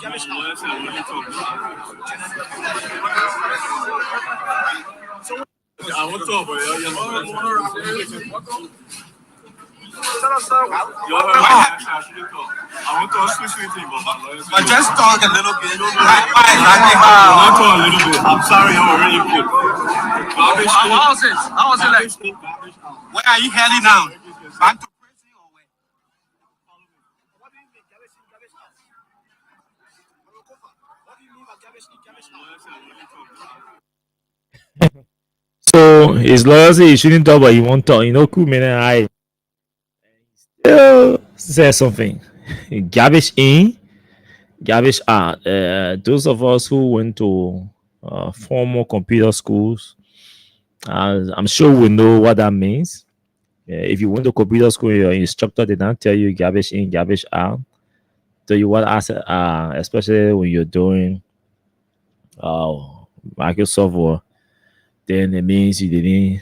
Anyway, yeah, you forgot your notes. I won't say you didn't pass through properly. Well, once you go doing Microsoft Word and what you're learning to type, you know all the different things and print and all of that. You know, especially in your typing classes, most of the instructor will talk about garbage in, garbage out because they tell you the computer here, the computer is taking instruction from you. What you put in the computer, that all can also. If you put the dog, you put S there, then you say the dog are going to school. That ain't no subject and verb agree. You know the subject and verb agree, right? So so the computer instead when you press print, the computer will print the dog are going to school because like, hey, you put there. The computer does not have auto edit. Even if the word suggestion is suggesting the proper word to you, you can use the mouse to apply and to change the word. So you are the instructor to the computer. When you put garbage in and you print, that garbage will come also. So the state, because saying garbage in, garbage out, nothing new, nothing has changed. Garbage in, garbage. The state does not have anything substantial or substantive enough to prove against them. So they go up to the criminal code A. They went down to civil to city code. They left from city code, went to criminal code A, and then from criminal code A, they argue again. We're going back down to the bond. So the same thing they argue. The same arguments they proffer during the first hearing of the bond that the lawyer qualified the bond and that they lost the argument. They went way up the criminal code A and said, need 75 again with the bond. They want the lawyer to disqualify the bond. They go back to the court today again with the same argument. The first time they put the argument they put in the computer that was rubbish, garbage, when they printed they printed one was they ruled in the argument they proffer. The court rule said no, the argument not making sense. It's not making legal sense. So they put to the argument was garbage that was putting in, and what came out was garbage. So the lawyer said, the judge said no, they did not making legal sense. They trash it. They went, they sent them up to criminal court again. They came back down. They went and argued the same thing. The lawyer said, y'all go back. They say, y'all go back to civil law court. Y'all go argue that thing. They go back to the civil to the city court. They carry the same rubbish argument to the city court again. So what do you think will come from order A? And that garbage they put in inside again. That garbage will come answer. Because there's nothing new. There is nothing new. What were argued here before?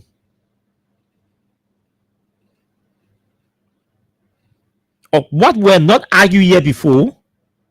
What were not submitted here before to this code that you are submitting today or that you are arguing today? Let's hear you. Because when you came here, you said the bond, you questioned the qualification of the bond, that the bond did not meet legal requirements.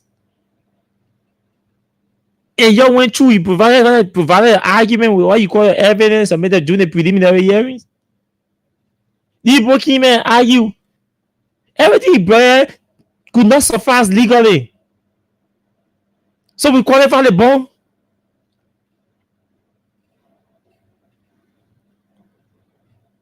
Hey, besides that, the many here, they are certain lawmakers. You can't keep them in jail. They are not guilty.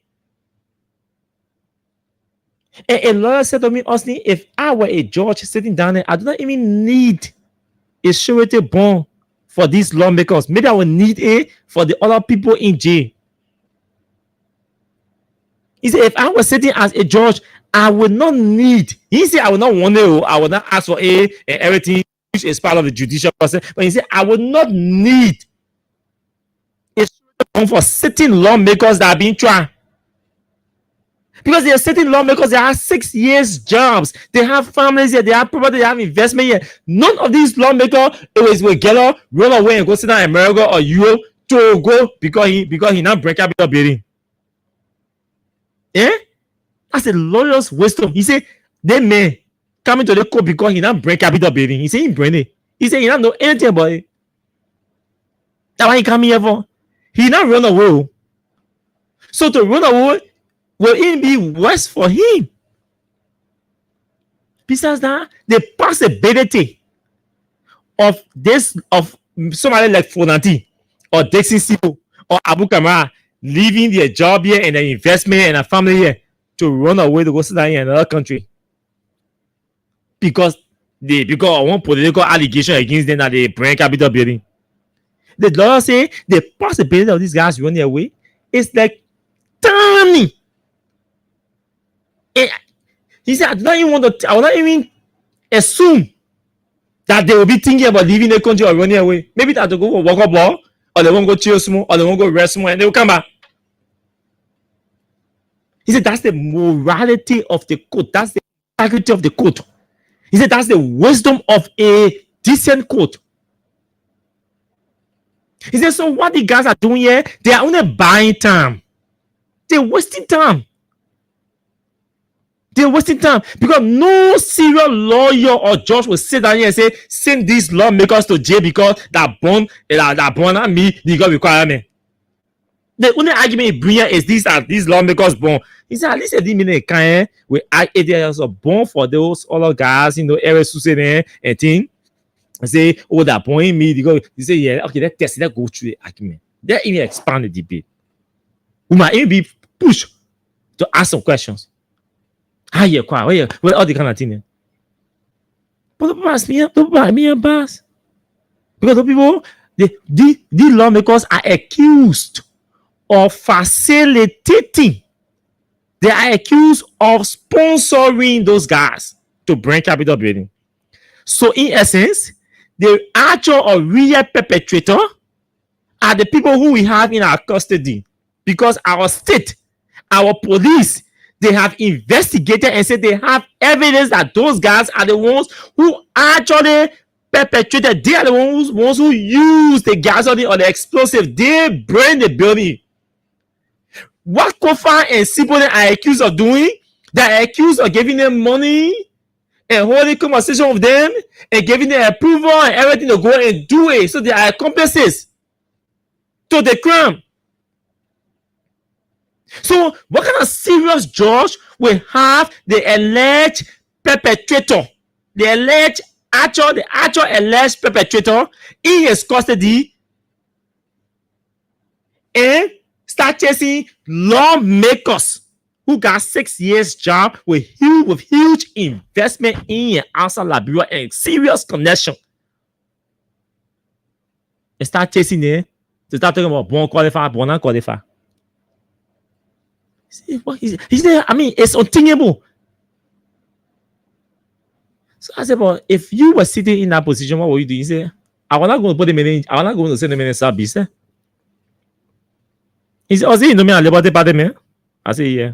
He said, ain't no I resign from Liberty Party? I said, yeah. He said, ain't no one I resign? I said, yeah. He said, ain't no I resign from Fonati was chairman for Liberty Party? I said, yeah. He said, so I'm telling you, if I was sitting down there, I was not even going to send the people to jail. That's the first thing. The fact that those guys went to jail, it delegalized the case and it politicized the case. He said it delegalized the case. It killed the legal taste, the legal feelings of the case, the legal spirit of the case. He said it killed everything from the day you call those lawmakers, kept them at the police station from in the morning to after 4 without even asking them a single question. The few lawmakers you spoke to, the very question you asked them 2-3 weeks ago or a month ago, that the same question you start asking. So you sure you not do the thing? The last time you came here, you not do the thing. So you sure you not do it? This is people you say you know Amos Kofa. You sure you know him? The message I know Amos Kofa, they ask me what I sure I know him. Amos Kofa, I'm picking. I know him. He's my constituent. And he's not that from a distance. I know him. So how does that amount to me bringing capital building? Because I know Amos Kofa as a sitting representative from District 16. So they may say to have even called those lawmakers down there. In the morning, 10 o'clock, you say the people should come. People drove to you. Lawmakers drove to you. And sat before ordinary police or investigators. And those investigators could not even ask them any new question. Could not even show them any pictures or any new evidence. Is this your voice? Do you know that? Nothing new you could show them. You kept those lawmakers and they were so humble and respectful because he said those lawmakers could have gotten up and walked all of that investigation and the state was never going to do anything to them. He said, I'm telling you, those lawmakers who have walked out of that place and get in a car and go, the state was never going to do anything to them. And anything the police was going to do to those lawmakers, it was going to affect the government bigly. It's going to affect them terribly. But they exercise restraint. They exercise patience. They exercise tolerance that day. And the wording day got in your vehicles, everything. You drove them to Monrovia Central Prison. On grounds that the court is closed and you could not tell over to the court, and so you carry them Monrovia. You carry them Monrovia Central Prison. And people say, so they who are there, they can't go Monrovia Central Prison. Who are there, they can't go Monrovia Central Prison. They are your leaders. The reason why this country is cursed is because we don't respect leaders. But guess what? The very people that are perpetrating this, they are the ones demanding respect. So when you talk about the independence of the judiciary, you see, and everybody will use the KAWAH case as a legitimate example. The people will use the judiciary to arm twist and influence the judiciary to go after political opponents. That's exactly what is happening here. Nothing else happening. There is no criminal in this whole thing because nobody bring capital building. You take $4.5 million US and give it to Gregory Coleman and say that $4.5 million. Show me evidence, convincing criminal evidence that somebody bring a building after the investigation. They will not show you anything. They will not show you right. So come to ask yourself, how a state will have cogent preponderance of evidence and chasing one Christopher Kofa? Please, I will beg you. Please go testify against Kofa, man. Please go testify against him. We'll beg you. Will he 50,000? No, I agree. My man will beg you. We'll make it 100,000. No, I agree. My man will beg you. Okay, we'll make it 150,000. What is that? What is that? He said, okay, let's destroy them. Or let's destroy him politically. Imagine that's all we want to achieve as a country. As a country, that's all we want to achieve as a country. Destroy KAWAH politically. Oh, you tell innocent children, those children in jail every day, they pray to their gods. They pray to their gods.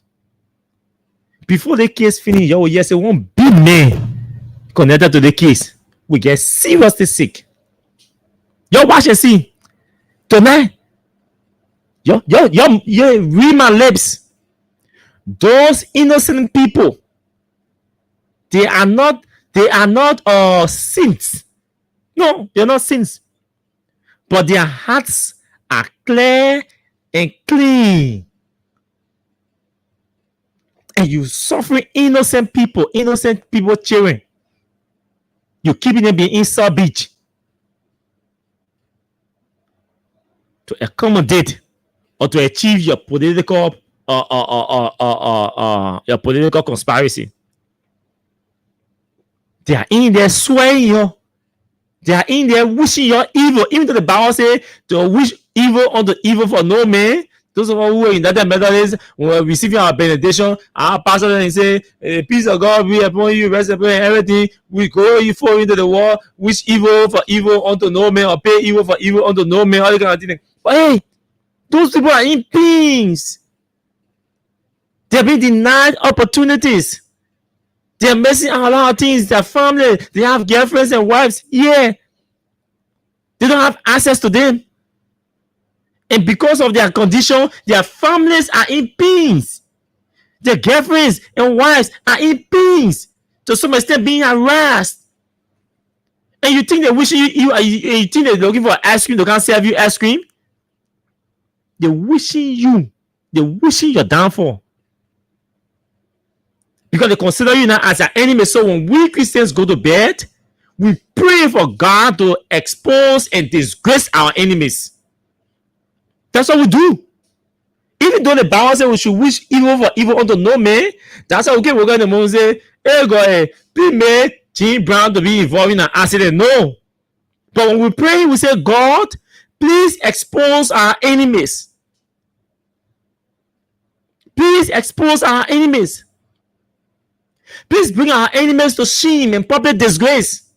Our enemies, I don't know who my enemies are, but they are enemies. They're wishing me evil. So when I pray, I say, God, please bring my enemies to shame.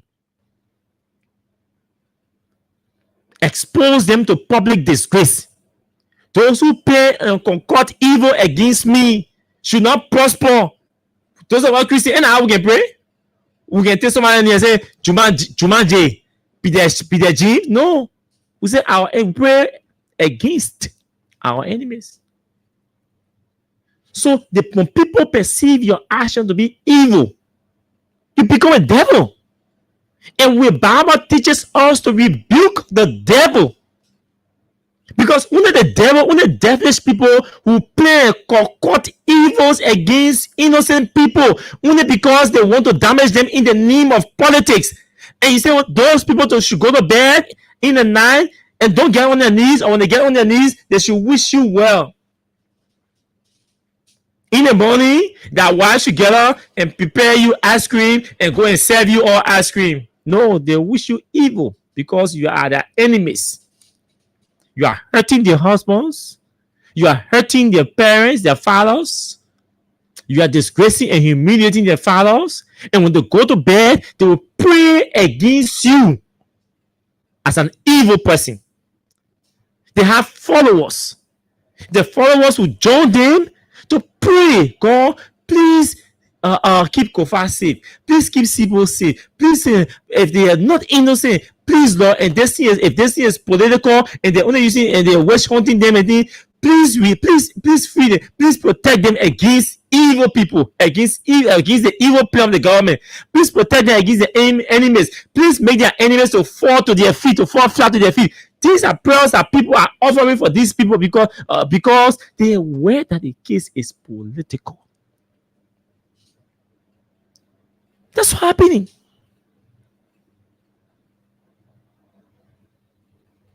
Oh yes, Siddiqui Dollar, sure. They give me a bring my car to a date. The government has not said anything to me. Free. Somebody walked to the radio station, whole car, put it on fire. The government sit down, this and that. The police has not called me to say a word to me. A word. Not say. Even to get approval, this place was a crime scene. To have gotten approval from the police to take my car from here and carry it to the slavery depot, the nearest police station. The police did not do it. To take my car from here and carry it to my mechanic to fix it if it could be fixed, the police could not give me that approval.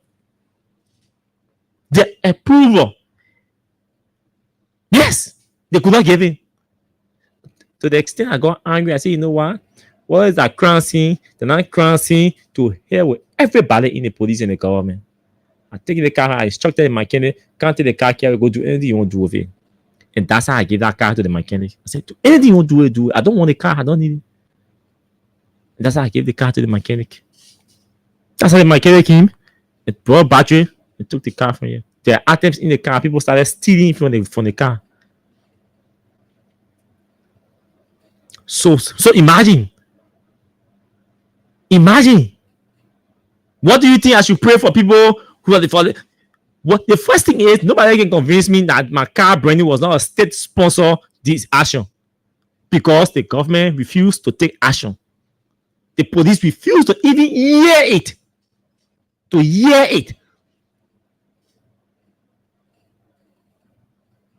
And you say people should watch it. The country, you will hear one big person connected to this conspiracy against KAWAH them. You will hear the news. You will say, Austin, you said it. Unlike some of us, got all of things we depending on to worship or for survival. We say Buraka every day, Mr. Buraka, you have to focus on governance. You govern the country, all of us will be machine. Are you making unpopular and famous? It is the Unity Party's poor performance, underperformance. That's what making us famous and popular. Because if Braga was performing, if the government was performing, and the people were feeling the performance, they will appreciate the performance. If Man Sisi in the community can sit down and say, oh, no job we are done, or selling, I need to sell take up a rare every day banana, I selling one bear or half bear every day. Oh, job we are done, I was selling rare if man sing shabu banana. I feel I able to rent or build my own place. And now I get my own kobosha. I've been able to save money. My Leo, I've been giving me hard time in New Jersey. Now I'm able to clean my land and all of that and start building and continue my foundation. So Man Sisi, as critical as she is against your government, she will be feeling the impact of the economy because the economy will be performing. She go to sell, people can go to bar, and people will be buying for her to eat because they have the power to purchase. Purchasing power is not there, people will not buy. When people in bar, they will not eat. When people in bar, business people will not make money. And when business people are not making money, and when people are not having money to buy food to eat, all those angles are shifted against the government. That's when the government becomes unpopular. That's what happening to Joe Barker.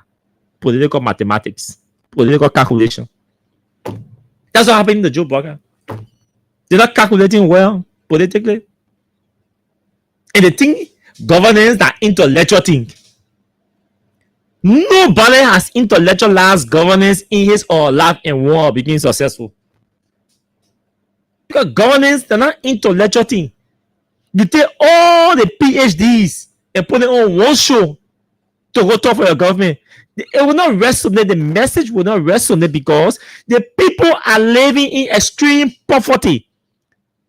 Mr. Barker's decision or his ineptitude or his lack of proper oversight over the government and his lack of knowledge about what's happening in the country is causing more people to get poor. And on top of it, you are chasing and hunting critical voices, including members from the major opposition political party.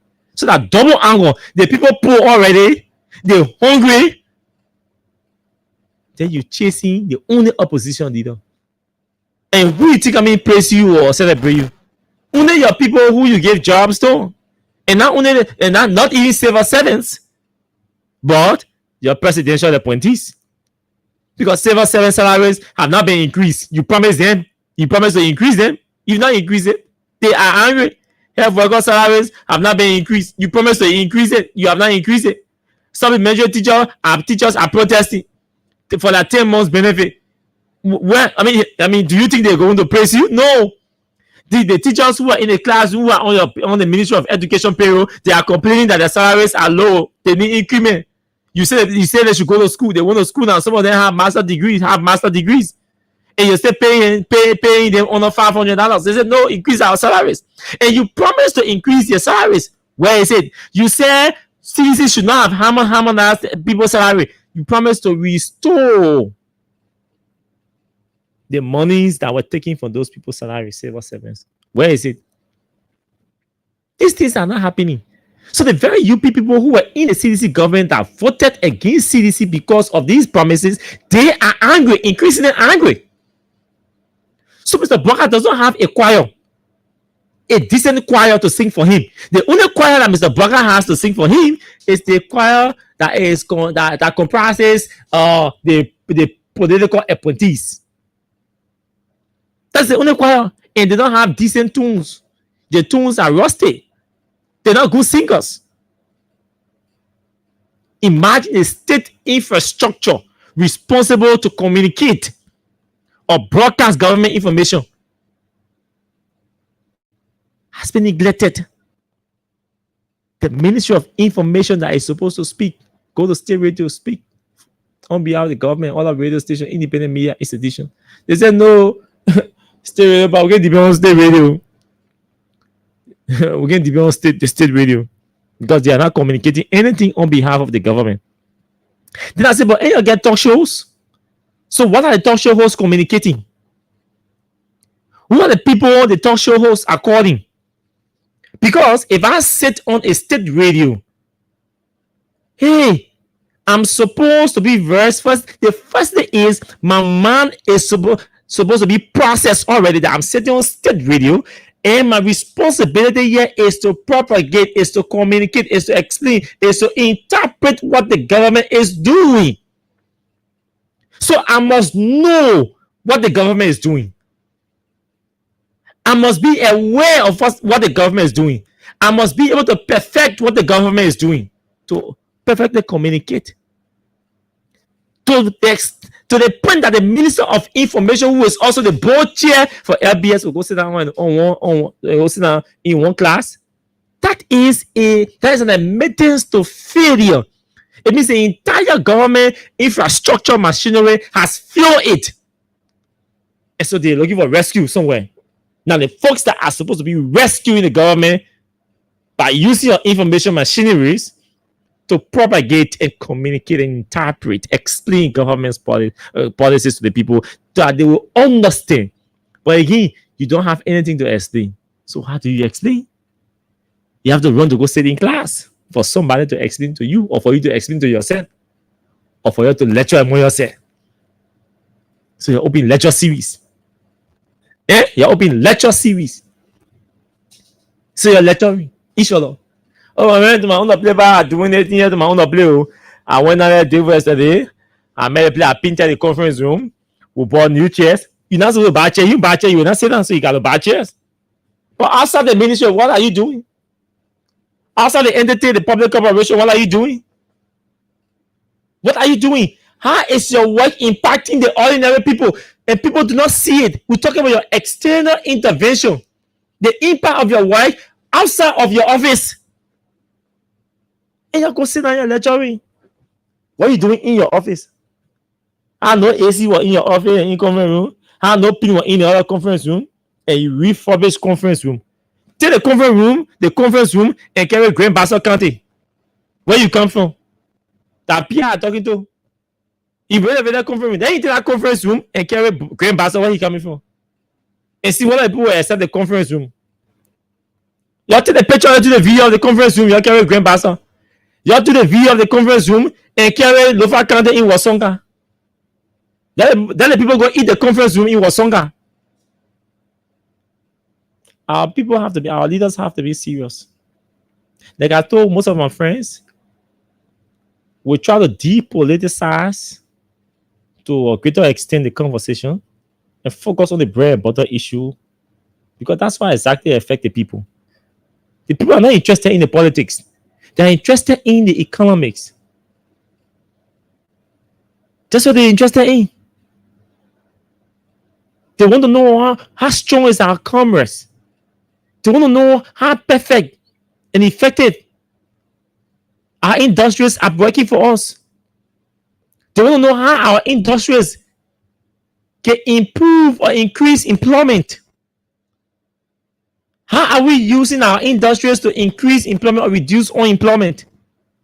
That's what the people are interested in, not the politics. And that's why, since they believe in us and they listen to us widely across the radio stations, across the different platforms, whether it's radio or YouTube or the online radio or Facebook, we say, hey, let's depoliticize the conversation small and let's focus on the bread and butter issues. Let's talk about the bread and butter issues. Let's know how these entities are impacting your living condition, your livelihood. How is the Ministry of Education contributing to literacy, to increasing literacy rate? Is it contributing, in fact? Has it contributed? Are we convinced, based on their performance so far, are we convinced that the Ministry of Information, the Ministry of Education is anything to rely on?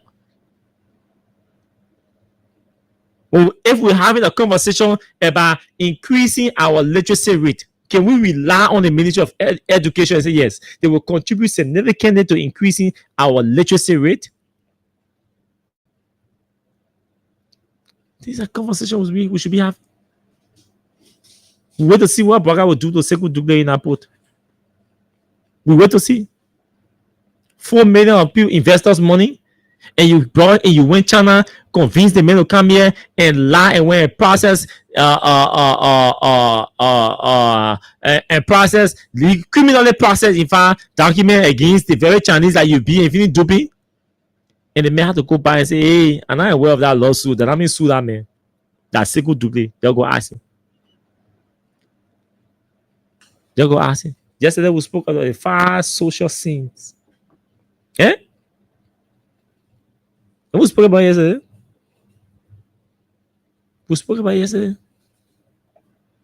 And people call me, oh, KAWAH, man, I'll be sending them. I say, yeah, no problem. I'll send it to you. And I will conclude with them to that. And we'll take 8 calls and we'll go home. Don't forget. As you follow this show every night, you need another thing I will say to you before we announce the 5 social sins. I'm not impressed with certain things, and you all have to adopt the idea. We're doing some things here too, and we'll so that okay, let's get done with what we're doing here. Then when our start working now, then your side will start pressuring you. So let me forget it. Don't forget the 7 social sins. And somebody say important of politics, but no, they mean Dr. Donaldson was not preaching politics. He was just telling his audience in London in 1925 that hey, be aware of these 7 social sins.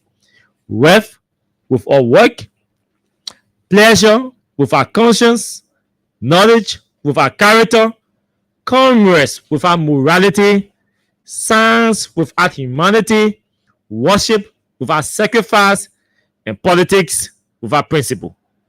Let's take 8 calls, and then I'll be leaving from here, going 30 seconds each, and then we can go home. So we can take your calls in 5 minutes. And we can take, yeah, don't worry.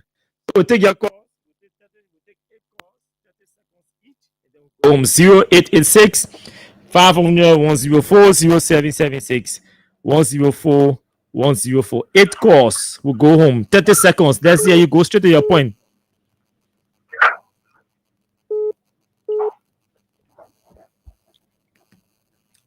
Let's take the next person. Hello.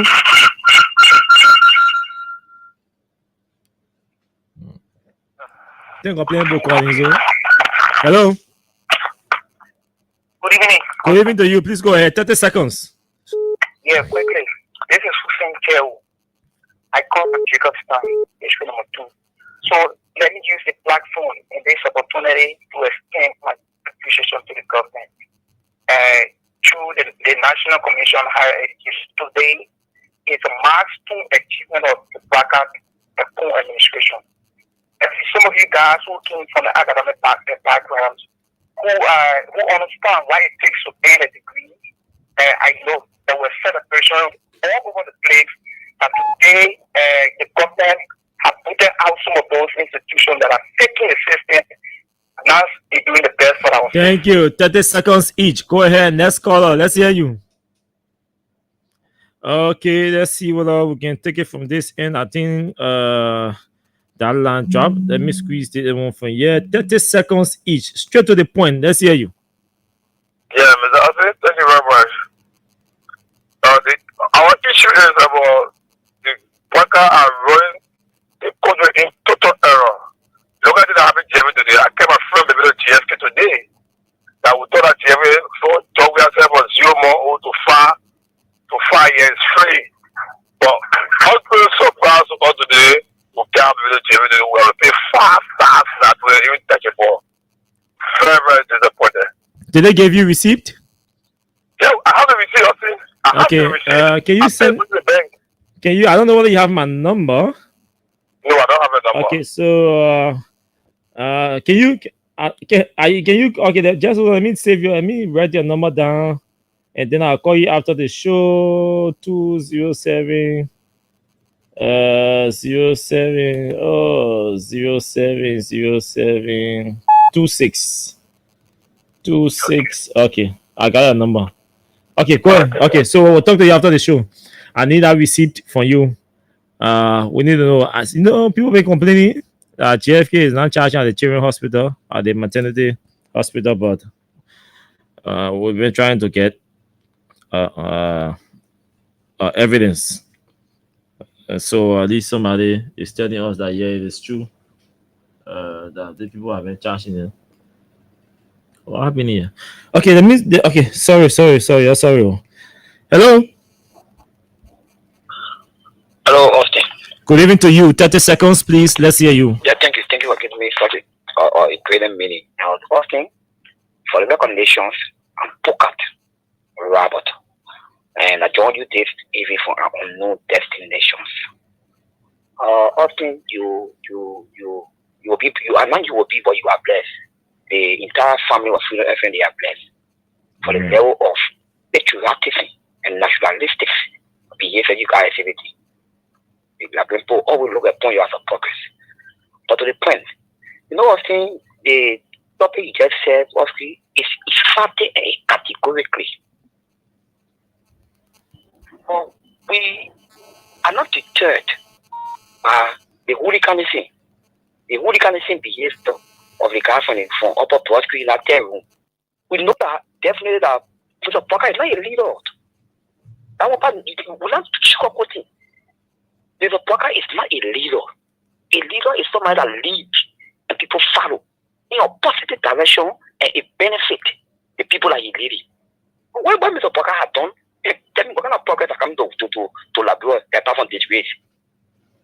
Breaking the constitution, that progress? Taking people from job because of political sentiment, that progress? Thank you. Let me conclude. Thank you. No, we give you 1 million. We give you 1 million. We give you 30 seconds. Now a minute for even a second. Let me conclude. To conclude, see, you know the evil that mentor lay after them. The Fadiga family, they pray for we have to die in pain. But today who have been stuck behind bar? Who stuck behind bar disgracefully? It's we are. So when God blesses somebody, you can cross them. Now we are Fadiga. Eh? Now we are stuck behind bar Fadiga. Oh, you getting me? Yes. I said the Fadiga brother pray for we have to die in pain. But today who have been stuck behind bar? Let's not be open. I'm taking logic. The Fadiga brother pray for we have to die in pain. But today who have been disgracefully stuck behind bar? So when God blesses somebody, you can cross them. That's my point. Thank you very much, Puka Robbers. We have to go. Let's go. Leaving you with this song tonight. G Baba, where are you? With a J, no side G. International, baby. They say they want new press, so we gave them the new press, so Honesty Christ in your grave. Okay. It's Tuesday. We have to go. Let me say thanks to all of you for watching the show tonight from your different locations. Congratulations to those of you who watch us from your homes using your radios. Thanks to all of you who follow us live via our online radio and YouTube.